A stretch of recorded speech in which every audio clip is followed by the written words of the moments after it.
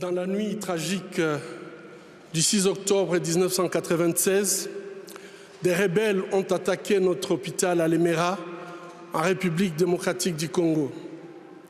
Plus de 30 personnes tuées, les patients abattus dans leur lit, à bout portant, le personnel ne pouvant pas fuir, tué de sang-froid. Je ne pouvais pas imaginer que ce n'était que le début. La première patiente admise était une victime de viol ayant reçu un coup de feu dans ses organes génitaux. La violence macabre ne connaissait aucune limite.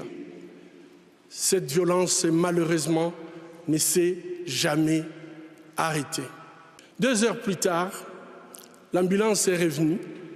À l'intérieur, une petite fille de juste 18 mois. Elle saignait abondamment et a été immédiatement amenée en salle d'opération. Quand je suis arrivé, les infirmières, toutes en larmes,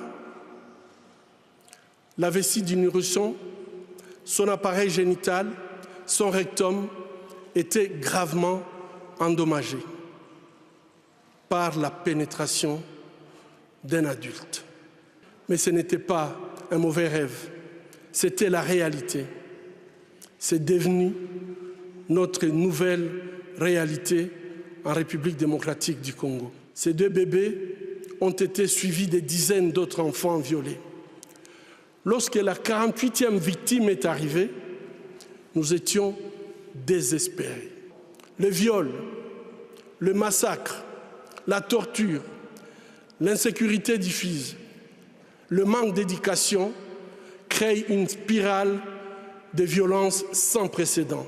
Et nous avons tous le pouvoir de changer le cours de l'histoire lorsque les convictions pour lesquelles nous nous battons sont justes.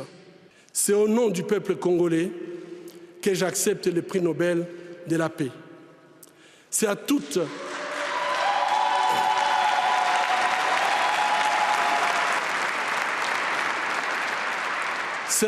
les victimes de violences sexuelles à travers le monde que je dédie ces prix. Je m'appelle Denis Mukwege. Je viens d'un pays le plus riche de la planète. Pourtant, le peuple de mon pays est parmi les plus pauvres du monde. Nous aimons tous les belles voitures, les bijoux, les gadgets. J'ai moi-même un smartphone.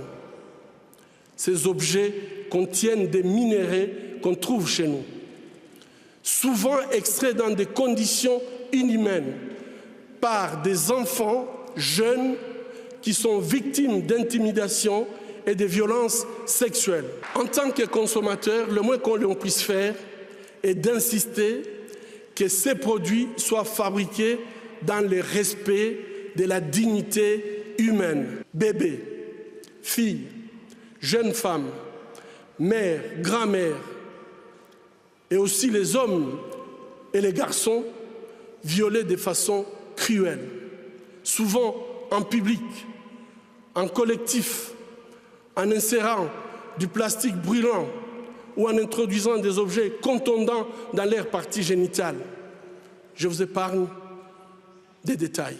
Aujourd'hui, grâce aux nouvelles technologies d'information et de la communication, plus personne ne peut dire « je ne savais pas ». Et je vous exhorte à vous joindre à nous pour mettre fin à cette souffrance qui fait honte à notre humanité commune.